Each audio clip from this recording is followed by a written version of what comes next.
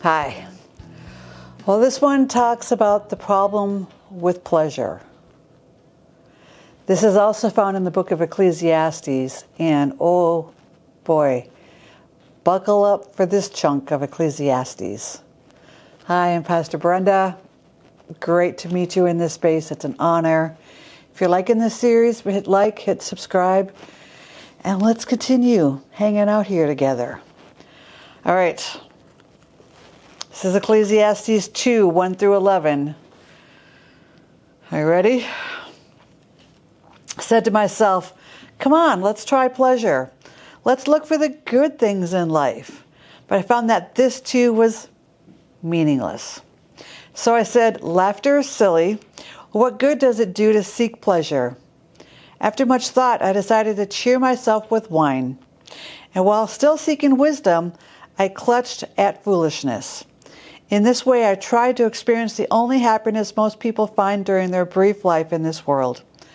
I also tried to find meaning by building huge homes for myself and by planting beautiful vineyards. I made gardens and parks, filling them with all kinds of fruit trees. I built reservoirs to collect the water to irrigate my many flourishing groves. I bought slaves, both men and women, and others were born into my household. I also owned large herds and flocks, more than any of the kings who had lived in Jerusalem before me. I collected great sums of silver and gold, the treasure of many kings and provinces. I hired wonderful singers, both men and women, and had many beautiful concubines. I had everything a man could desire! Exclamation point. So I became greater than all who had lived in Jerusalem before me, and my wisdom never failed me. Anything I wanted, I would take. I denied myself no pleasure. I even found great pleasure in hard work, a reward for all of my labors.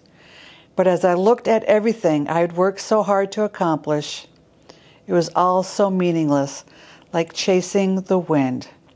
There was nothing really worthwhile anywhere. Well, isn't that cheery?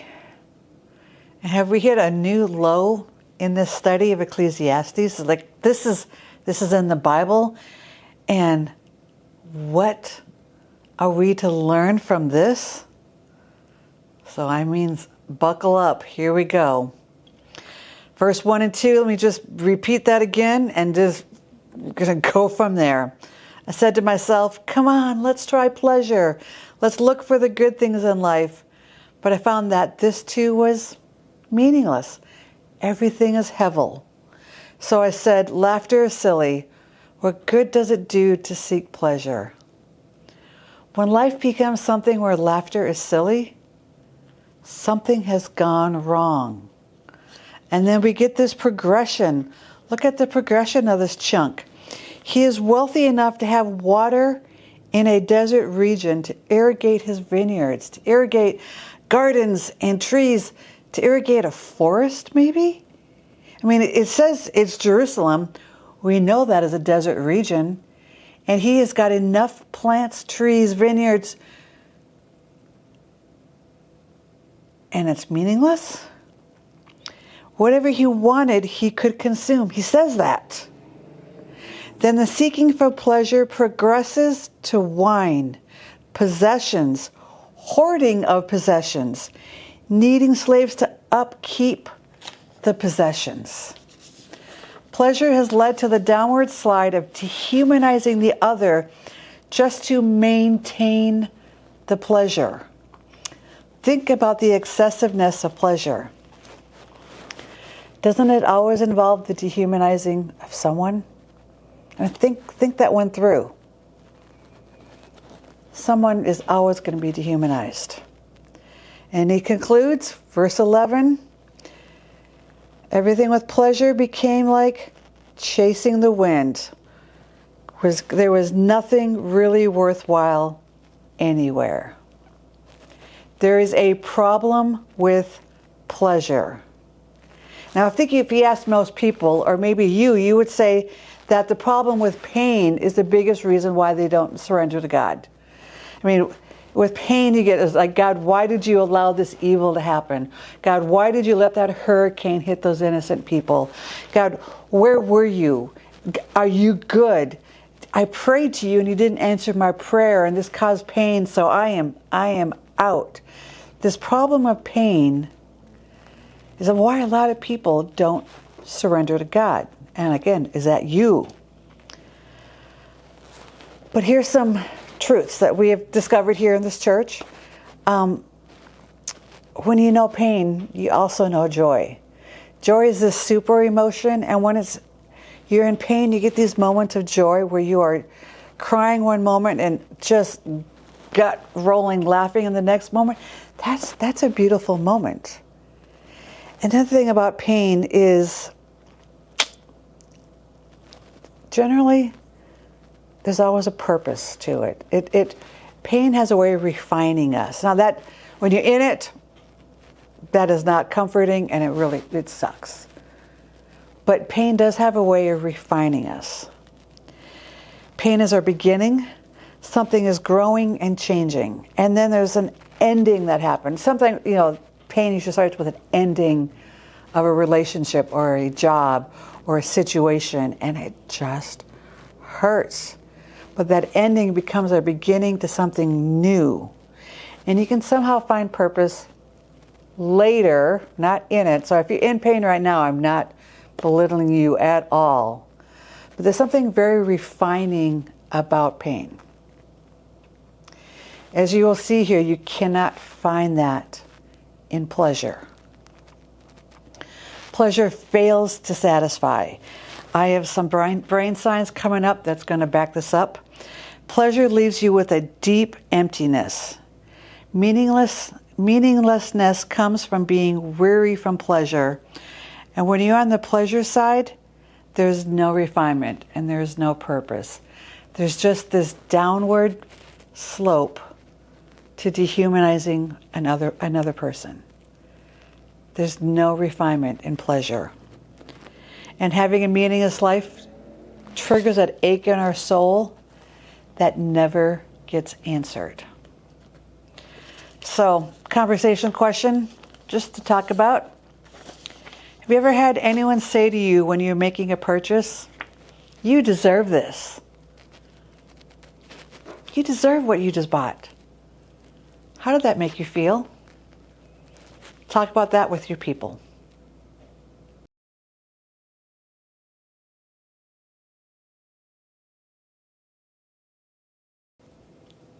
Just that little conversation of, you deserve this.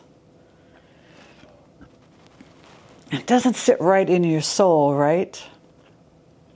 There's a problem with pleasure that I think is greater than the problem of pain that keeps us from surrendering to Jesus. So can you discern what is pleasure that will produce meaninglessness and what is good that you're to enjoy? I've just come up with 3 basic questions to answer. Does it violate another person? Does it violate your purpose? And has it become excessive or addictive? 1, does it violate another person? Ecclesiastes keeps reminding us that life is meaningless when we use people instead of to just love them. 1 Corinthians 3, 1-3, this is the love chapter in the New Testament. It says, if I could speak all the language of earth and of angels, but didn't love others, I would only be a noisy gong or a clanging cymbal. If I had the gift of prophecy and if I understood all of God's secret plans and possessed all knowledge, and if I had such faith that I could move mountains but didn't love others, I would be nothing. If I gave everything I have to the poor and even sacrificed my body, I could boast about it, but if I didn't love others, I would have gained nothing. It always comes down to love. And in love, it means making the other person bigger. Somehow, some way, that other person is made to feel bigger when they touch your life. Dehumanizing the other is not love. This violates another person. True joy doesn't require wounding someone in the process. And again, in this problem of pleasure, someone is always dehumanized. In the process or in the end, someone is always left at your expense. That's the kind of gain Ecclesiastes warns us that never truly pays off. 2, does it violate your purpose?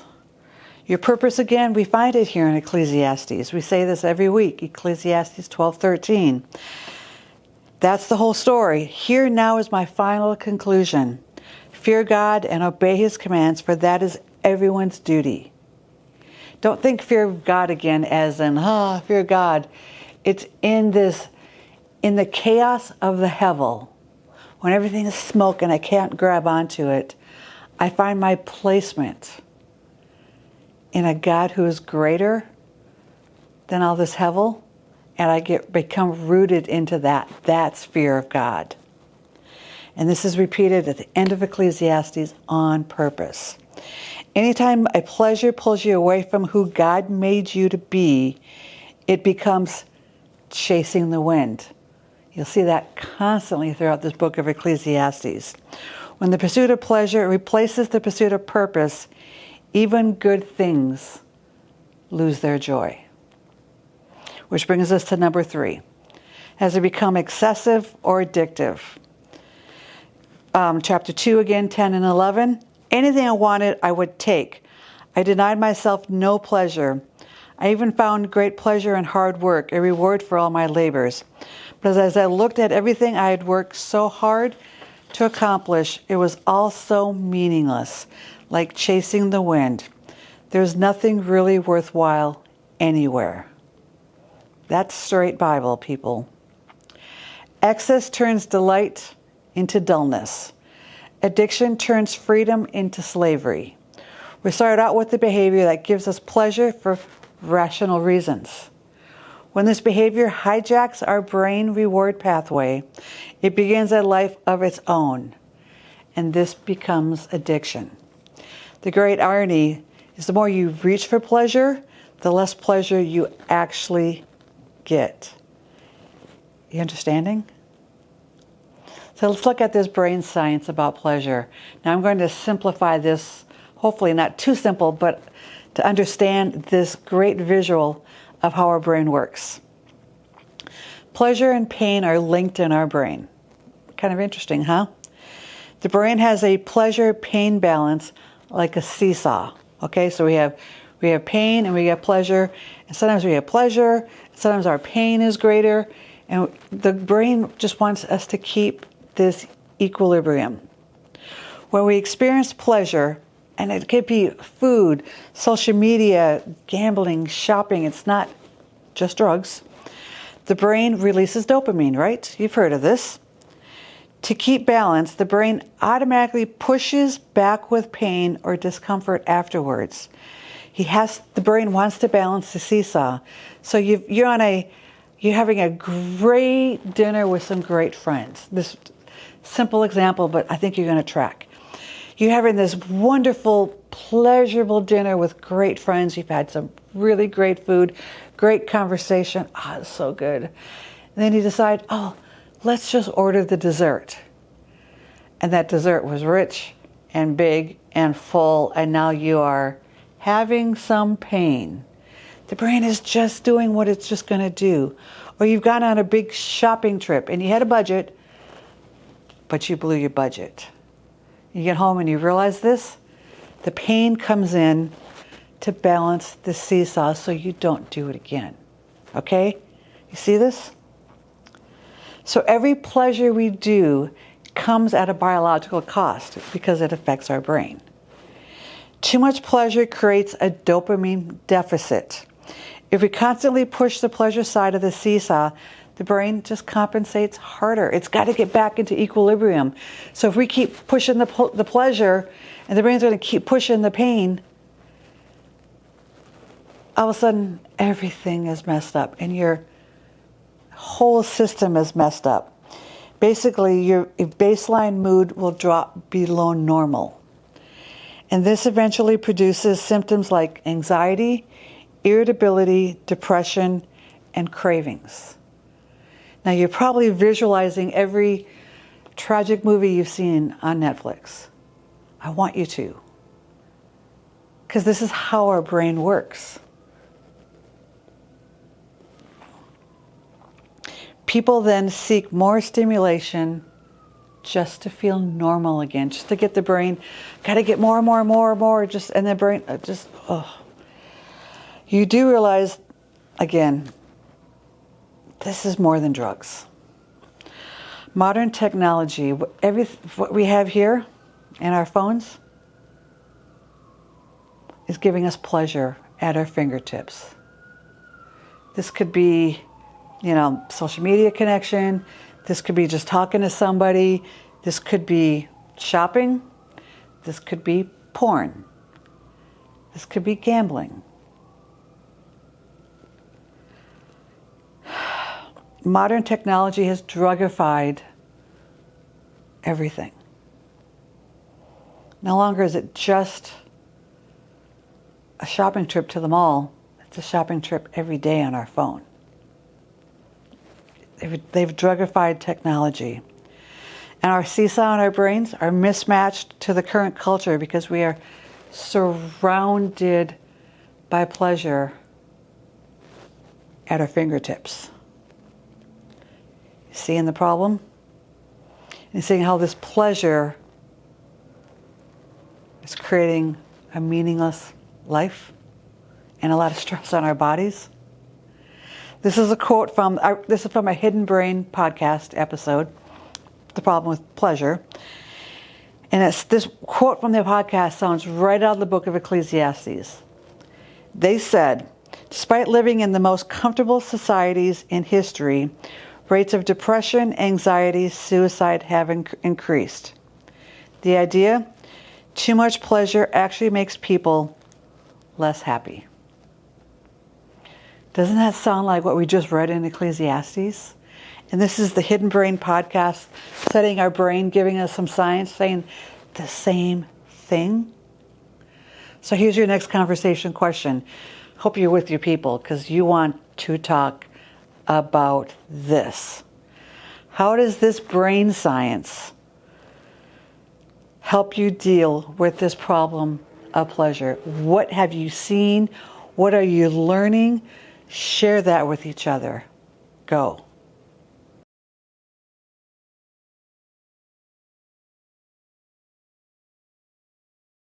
So how do we keep the seesaw balanced? I'm just going to list you a few things. I took it from the Hidden Brain podcast. Not my wisdom, but you'll see this is very much the wisdom that this church teaches. You need to wait for things. Stop the immediacy. Again, the phone, immediate pleasure. Just wait. Hold off to do shopping on Amazon for one day of the week. Something like that. Good stuff. Set time boundaries on your pleasures. Wisdom, right? I love this little catchphrase, earn your dopamine. Pleasure feels better and lasts longer when it follows effort, connection, or meaning. If you had that rich meal with your friends and that conversation you had together and you did that every day, it would become meaningless, right? But when you do it on the occasion and, weekly's good and you keep all of a sudden you've earned the dopamine and it becomes special. Or as we shared in our conversation, you just made something precious. I love that word, precious, to earning my dopamine. See the humans involved in the pleasure. Again, when you're purchasing fast fashion, there's a cost to humans. And you just go down the line, and I'm not even hitting the big sins. You see what I mean? Moderate pain will restore the balance. So I'm talking about devastating, heartbreaking pain. I'm sorry that has happened to your life. I'm talking about moderate pain. When you experience that daily, that's just your brain restoring the balance. Recognize it. Thank God for moderate pain. It's giving you that balance your body, brain, soul needs. And happiness doesn't come from maximizing pleasure, but from finding that balance. One more thought about this problem of pleasure. I'm going to go here. It's coming from the Declaration of Independence. It says, we hold these truths to be self-evident, that all men are created equal, that they are endowed by the Creator with certain unalienable rights, that among these are life, liberty, and the pursuit of happiness.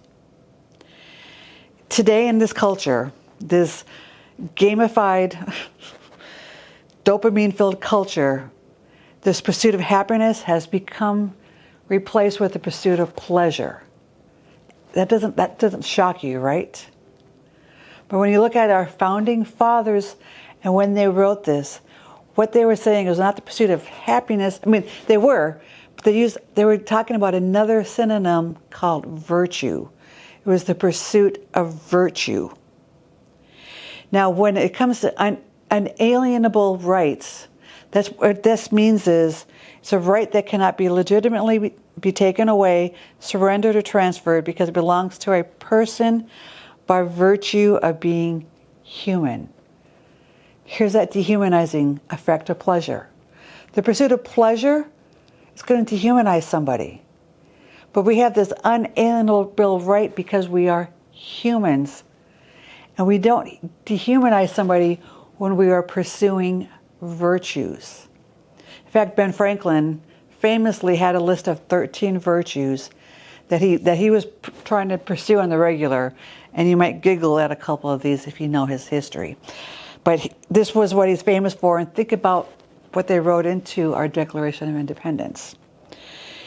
These 13 virtues are temperance, silence, order, resolution, frugality, industry, sincerity, justice, moderation, cleanliness, tranquility, chastity, humility, and imitate Jesus and Socrates. So it's so interesting that I think Ecclesiastes is saying this is all meaningless. Pursue the virtues. Fear God, enjoy your life, and pursue the virtues. This will be where your joy comes from. And some of the virtues mentioned that we've studied and will continue to study: fear of God is a virtue, wisdom, humility, contentment, joyfulness, moderation, diligence, and simplicity. All mentioned in Ecclesiastes. We got the problem of money, see last week, the problem of pleasure, and we're in the midst of this. If we pursue our virtues, we're going to find our joys. More on that next week. So here's a question for you, and this is kind of a closing question. How do we pursue virtue? And I had to change this question up for the people in my church because they were like, huh? Let me put the same question. I mean this in the same way. How do we grow and mature? What decisions do we make to grow and mature? How do we pursue virtue? Or how do we grow and mature? What decisions do we need to make? That's the conversation. Have at it.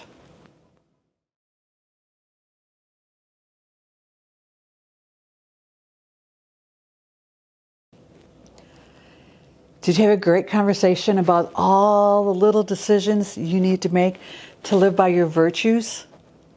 I hope so. Because this is my benediction to you.